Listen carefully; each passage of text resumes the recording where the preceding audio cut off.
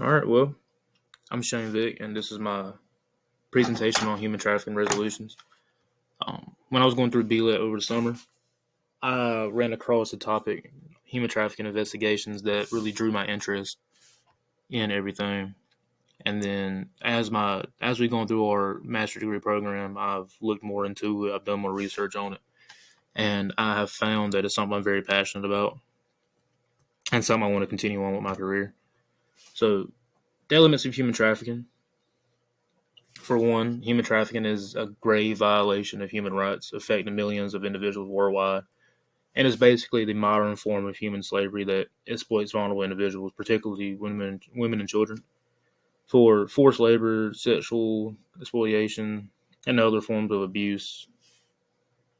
We got to recognize the urgency to address this global issue, and its resolution aims to combat human trafficking through comprehensive measures. So we get through here. So human trafficking, as I said before, is a violation of a human right. It involves compelling or coercing a person to provide a labor or service or into engage commercial acts.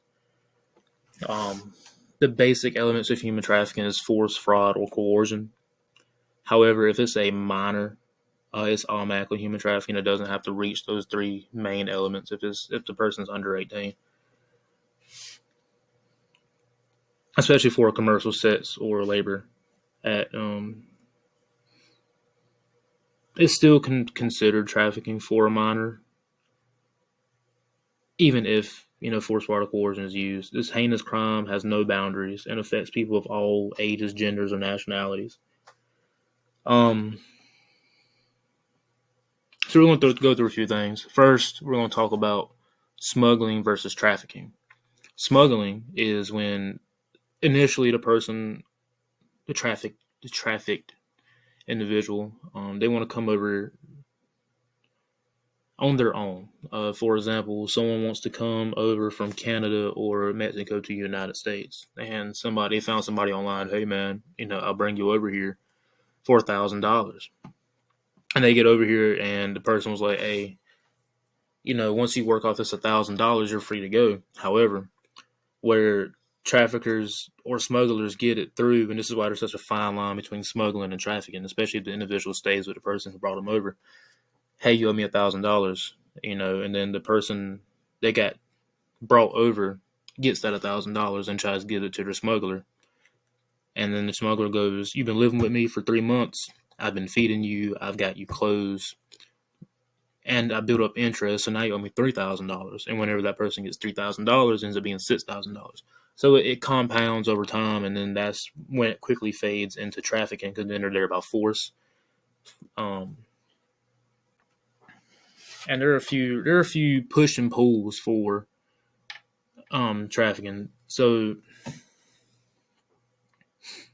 what pushes an individual or pulls an individual into trafficking may be things such as poverty, oppression, lack of human rights, lack of social and economic opportunities, dangers from conflict and instability, political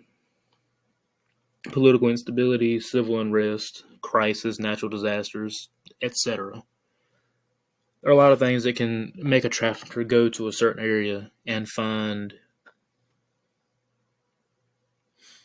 20 people struggling to get by. Men are still trafficked, but it's not as often as women and children. So the trafficker might find, a mom and 3 kids that just got struck by a natural disaster and be like, hey, I can, give you a better life. And the mom may be desperate, or might be a language barrier there. And then next thing you know, all 4 of those individuals, the mom and 3 kids, are now being trafficked. The relative nature of poverty and wealth contributes to a pattern of migration and human trafficking when victims go from extremely impoverished circumstances to less extreme forms of poverty. Another factor that may push traffickers to do ungodly things is the pursuit of currency. Human trafficking is fueled by a high reward and low risk dynamic. This means that traffickers can expect a lot of money with minimum fear of punishment or legal consequences. It's the second most profitable illegal industry, second to drug trafficking.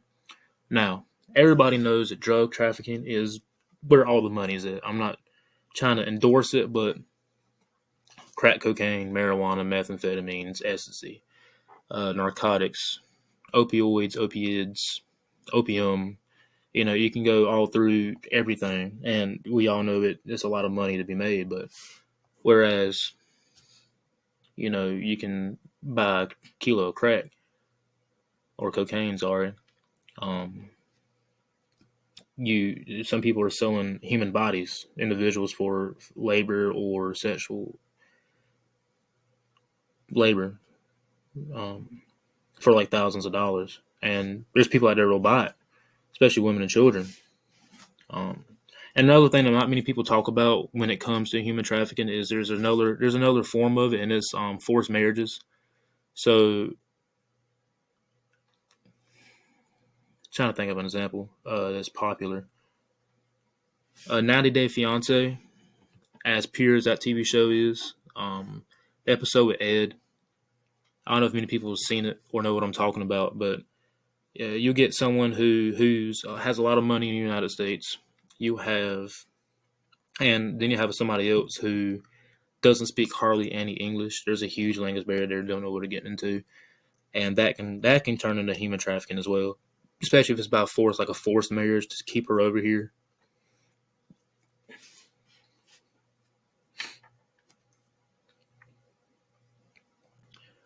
However, some people may try to leave their country willingly, and that's when we talked about the smuggling aspect of it. Migrant smugglers take advantage of people who want to leave their homes to escape poverty or a crisis. But there are a few key issues that victims run into, like the poverty, conflict, and crisis. These may force someone to indulge in something they may not want to. However, there are systems and efforts made to combat these issues. We have the Enhanced Collaborative Model Human Trafficking Program. The purpose of this program is to develop, expand, and strengthen a multidisciplinary approach to better respond to human trafficking. Basically, this is a collaborative approach that includes the victim, social service providers, law enforcement, prosecution personnel, individuals who with lived experience, and a range of other governmental and non-governmental partners. A non-governmental partner would be something like the Salvation Army. They do a lot for human trafficking individuals, especially in the area of training, um, aid, and advocacy. Not many people think about the Salvation Army helping with human trafficking, but they do a lot other than just give clothes or try to get Christmas or presents around this time of the year as well. The best part of this system is it gives funding to tribal systems and agencies, so they will have a task force. And their critical or crucial first stages of creating a multidisciplinary task force. So, for example, building that framework for a tribal agency would be like Rocky Mount PD, Tarboro Police Department, Edgecombe, and Nash County Sheriff's Office. That's just what's around us. We're also bordered by like Halifax, Johnson, Wake, but we're talking about just here.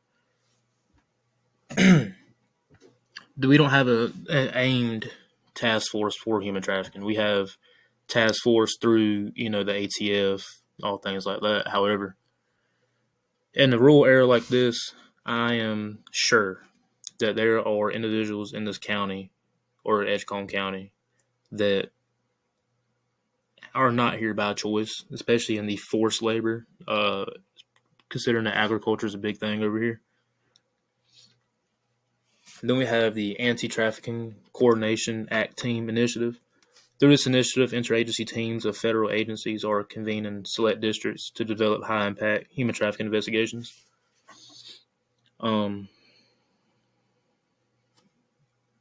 This team basically develops teams that will prosecute and investigate things involved in forced labor, sex trafficking of adults, and international sex trafficking. They create and carry out collaborative strategic enforcement strategies that take part in comprehensive advanced human trafficking programs.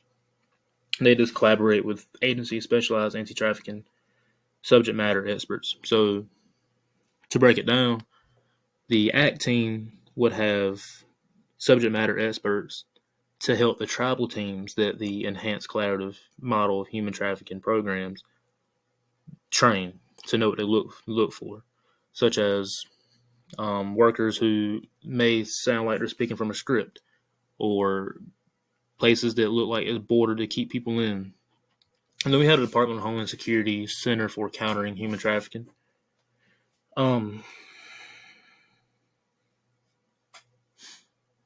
They advance counter human trafficking law enforcement operations to protect people. Now, basically, under the direction of the Homeland Security Investigations in the U.S. Immigration and Customs Enforcement, ICE, it is a wide initiative with 16 auxiliary offices and components. It's the first cohesive cross-component coordination hub for combating human trafficking. It's a specialized team that looks at human trafficking. So intervention strategies. The Council of Europe convening on action against human trafficking beings. So in 2000, the United Nations launched a protocol against prevent, suppress, and punish trafficking in persons, while establishing a victim-centered approach to trafficking. And it was signed by 177 countries in 2000. And in 2005, the Council of Europe Convention Actions Against Human Trafficking takes a step forward to their dedication in Europe. So that's on the European side. Over here, locally, we're going to go federally first. We have the U.S. National Human Trafficking Hotline. And that phone number, for anybody who's wondering, is it's 888-373-7888. They have English and Spanish, and it's 24 hours, 7 days a week. And basically what they do is, if you see something, you can report it. If you have a suspicion that somebody's going through human trafficking, you can give them that number, and they can talk to them and get help. And then locally, we have NC Stop Human Trafficking. That is an amazing thing to have locally. It's a collaborating and support other local, national, and international anti-trafficking and victim assistance efforts for their mission. They're facilitates an organization out of Pitt County, so they're in Greenville, that bolster local response to human trafficking and improve prevention efforts. So there are many ways that human trafficking through countries, and sadly enough, it happens right under our nose. However, advocacy and action is the best way to solve this, and that's when we get them to see something and say something. Humans have a natural instinct in their stomach to feel when something's wrong. If something doesn't feel right to you, and for example, I know an officer who used to work for Rocky Mount PD. He's retired. He said one time he went to a house, and in one of those rooms, it was like 20 rolled up bed mats, like the little foam ones you can buy from the hunting aisle, and then 20, what are they called? Sleeping bags. And on the outside of the door, it was a lock on the outside, so it was keeping them in. And he reported it to the SBI. But from a civilian point of view, and when you're not working hands-on like that, if the worker's speaking like it's scripted, if he looks dirty, looks like he's living there. Well, I'm just using he as a general. But it looks like they're living there. Signs of abuse. Looks like they're not being taken care of. Looks like they're afraid to talk to you. A lot of traffickers will tell their people that they brought over to not talk to anybody else. If something feels wrong, just take it with a grain. Well, more than a grain at this point. And I wouldn't assume anything, but it's better to be safe than sorry. I would at least be on the lookout. Something's fishy here, and just keep it in mind. Take a mental note. So Public Safety Month with the Florida Sheriff's Association president. This link will tell you like red flags to look after. Let's say your partner's keeping money from you, keeping you hidden in the house. You can't go here. You can't talk to them. It's talk about a bunch of red flags to look after down in Florida. And the reason I use Florida Sheriff's Association president is because we got to look at locally in North Carolina as well. And statewide, we share something with Florida. It's called I-95, and it goes all the way up north. A lot of trafficking can and will happen up I-95 because it's just convenient to go from coast to coast, like southern East Coast all the way up to northern East Coast. But he makes a lot of good points in his video. I watched it and I liked it. If you want more information on it, if you're just curious to learn a little bit more about what they're doing down in Florida, for a good example of what we should do here, this is a good video to watch.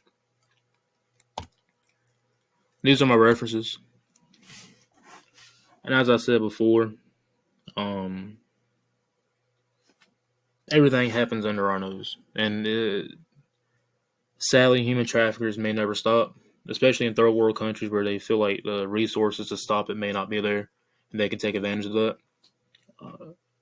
But one country at a time, and soon more lives may be saved from this modern day slavery. I'd rather, it be talked about and save that woman and her 3 kids than them be stuck in that cycle until something tragic happens. Now, we've all heard this. You tell somebody, that person will tell 2 people. That person will tell 2 people, and then sooner or later you have 1, 2, 3, 4, 5, 6, 7 people, if my math's right, that know about that issue. So basically, how we can start combating human trafficking is just by advocation. And what's going on with that? Advocation, that may soon lead to actions, And then sooner or later after that, we might have a task force in this area in North Carolina, other than the NC Stop Human Trafficking that's over there in Greenville. We might have a task force from the SBI working down in one of our tribal law enforcement agencies, like Edgecombe, Nash, wherever, to help these issues. Because I'm fairly positive that we're a rural area over here. There's some type of labor trafficking going on. But it is a subject that I've looked into and that I've enjoyed learning about. But yeah.